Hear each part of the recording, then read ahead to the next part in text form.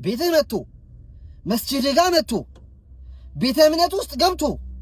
ቁርአንን ቀዶ ለሚወጣ ሰው ወተ ተክቢራ እንዳትል በፍጹም ሊመታ የመጣ ይግደልህ والله العظيم ይግደልህ ይቆራርጥህ والله በዚህ መንገድ የምትኖረው ሐያት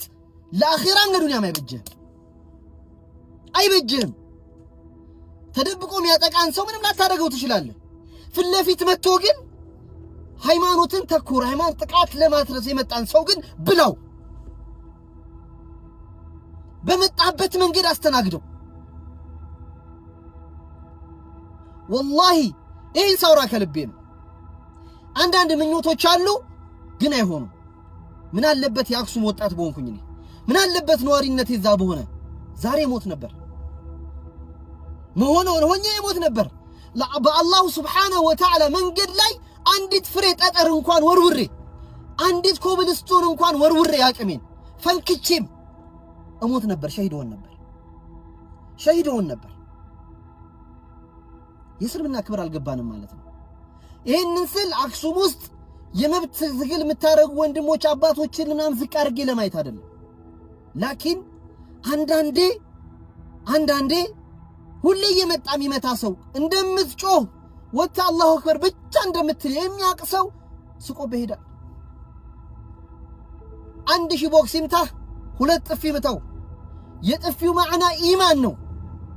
የጥፊው ማዕና ሊላህ ነው የጥፊው ትርጉም ለአላህና ለመልእክተኛው ለኢስላም ክብር ነው ቫልዩ ከፍ ያለ የስነ ልቦናም ጦርነቱ እዚህ ነው ይጀምራል ሚዲያ ቢጮህ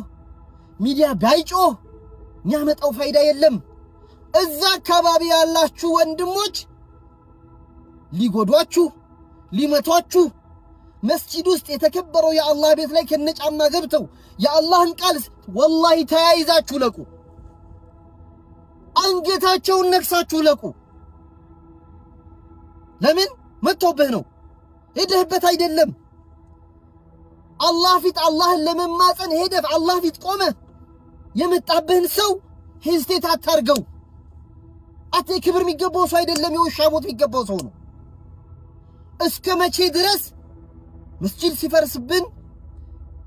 አዛናት በሉ ሲባል አክሱም ላይ ቁርአን ሲቀደድ አባቶች በዚህ መንገድ ተደብድበው ሐኪም ቤት ሲገቡ እንዴት ሌላ ነገር ማሰብ ያቅተናል ይሄንን ጥቃት ሊፈጽሙ በአካል የሚመጡባችሁን ሰዎች በሚገባቸው ቋንቋ አስተናግዷቸው